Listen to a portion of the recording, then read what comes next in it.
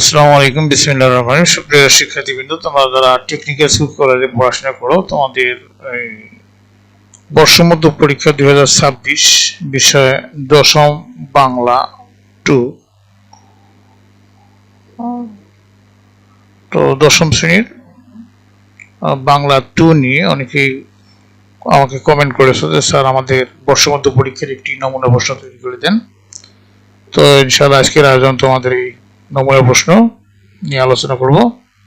তো তোমাদের প্রশ্ন ঠিক এরকম হবে যে সরকারি টেকনিক্যাল স্কুল কলেজ বাংলাদেশ, এখানে তোমাদের technical school college Dhaka, Jamalpur যে কোনো জায়গা হতে পারে। বর্ষমধ্য পরীক্ষা এবার 2026 শ্রেণী দশম, বিষয় বাংলা 2। তোমাদের সময় হবে 1.5 ঘন্টা এবং এখানে তোমাদের পূর্ণমান থাকবে 20। তো প্রশ্নটা ঠিক এরকম হবে যে দ্রষ্টব্য ডান পাশে উল্লেখিত সংখ্যা প্রশ্নের পূর্ণমান জ্ঞাপন। ক বিভাগ, যে কোনো একটি প্রশ্নের উত্তর দাও।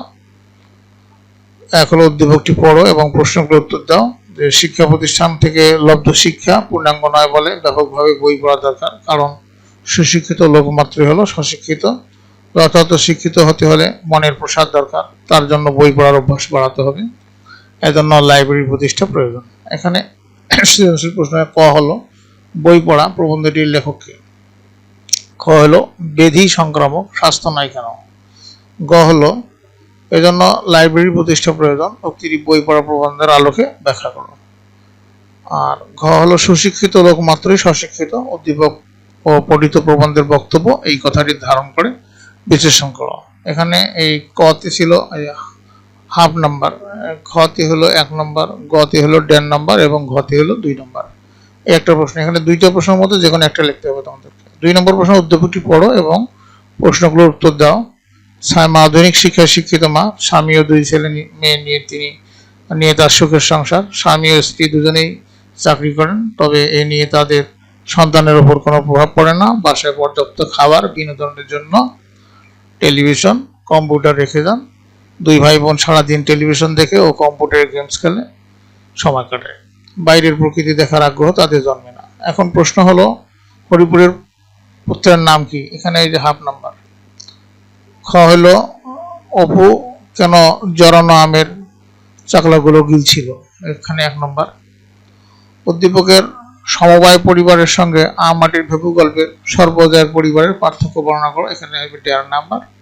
ঘ হলো উদ্দীপকের 2 ভাই বোনের প্রকৃতি দেখার প্রতি আগ্রহী করে তোলার ক্ষেত্রে আম মাটির ভেপু গল্পটির ভূমিকা অনন্য, যৌক্তিক মত দাও, এখানে হলো 2 নম্বর। এটা রচনামূলক। তো দুইটার মধ্যে একটি লিখলেই তোমাদের ক বিভাগের উত্তর শেষ হবে। খ বিভাগের যে কোনো একটি প্রশ্ন উত্তর দাও, 2টি প্রশ্ন আছে তার মধ্যে একটি লিখতে হবে। তো উদ্দীপকটি পড়ো এবং প্রশ্নগুলোর উত্তর দাও। ব্রাহ্মণবাড়িয়া তিতাস নদীর তীরে শাহিন জন্মগ্রহণ করে। জীবন জীবিকার তাগিদে শাহিনকে স্বদেশ ছেড়ে পাড়ি জমাতে হয় সুদূর ইরানে, কিন্তু দূরপ্রবাসে বসে সে যখন দেশের স্মৃতি মনে হয় তখন তার অন্তরাত্মা হু হু করে কেঁদে ওঠে। স্বদেশ ফিরে আসার জন্য তার মুখ থেকে বারবার ধ্বনিত হয় করুণার্তি। এখানে ক হলো মেঘনাদ বধ কার লেখা। খ হলো ভ্রান্তি স্থলনে বলতে কি বুঝিয়েছেন, এটাতে হাফ নাম্বার, এটাতে 1 নম্বর। গ হলো উদ্দীপকে উল্লেখিত শাহিনের যে মানসিক দিকটি কপোতক্ষ নদ কবিতার কবির সাথে সাদৃশ্য হয়ে রয়েছে তা বর্ণনা করো, এখানে 1.5 নাম্বার। আর হলো প্রবাস জীবনে শাহিনের তৃষ্ণার্ত মন তিতাসের স্মৃতিতে ভারাক্রান্ত, কপোতক্ষ নদ কবিতার আলোকে কবির সাথে সম্পর্ক নির্ণয় করো, এখানে 2 নম্বর। এটা রচনামূলক। এরপরে 4 নম্বর হলো যে উদ্দীপকটি পড়ো এবং প্রশ্নগুলোর উত্তর দাও। 3 আর 4 যে কোনো একটি লিখলেই হবে। এখানে কোনটাতে কত নম্বর ডান পাশে দেওয়া আছে। তো যখন পড়বে নামর পায়ের জন্য এই বাটে, আমি বইব নামর খেয়া তরি এই ঘাটে, চুকিয়ে দেবো বেচা কিনা, মিটিয়ে দেবো লেনা দেনা, বন্ধ হবে আনাগোনা এই হাটে। এখানে ক নম্বর প্রশ্ন হলো জীবনানন্দ দাশ কিভাবে মারা যান।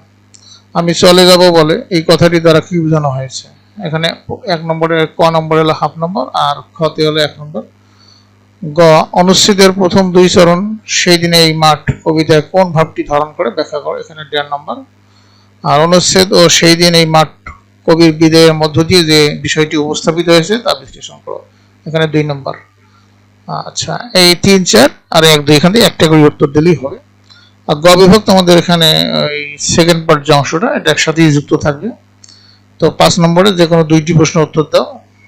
উৎস অনুসারে বাংলা ভাষার শব্দ সমূহকে কয় ভাগে ভাগ করা হয়েছে, ভাগগুলোর নাম উল্লেখ করে সংক্ষিপ্ত বর্ণনা দাও। এখানে থাকবে 2.5 নম্বর। তারপরে খ হলো সর্বনাম কাকে বলে, সর্বনামের শ্রেণী বিভাগ করো, এখানে 2.5 নম্বর। আর গ হলো নিম্নলিখিত শব্দসমূহকে রুড়ি, যোগরূঢ় ও যৌগিক এই 3টি গুচ্ছে সাজাও। ভাগিনীয়, জলধি, রাজপুত, রাজপুত্র, বাঁশি, তেল, সন্দেশ, এখানে 2.5 নম্বর। আর 6 নম্বর হলো তোমাদের একটা প্রবন্ধ লিখো, যে কোনো একটি। জুলাই বিপ্লব, কারিগরি শিক্ষার গুরুত্ব, সময়ানুবর্তিতা। এই ছিল তোমাদের শতভাগ নমুনা প্রশ্নের সাজেশন।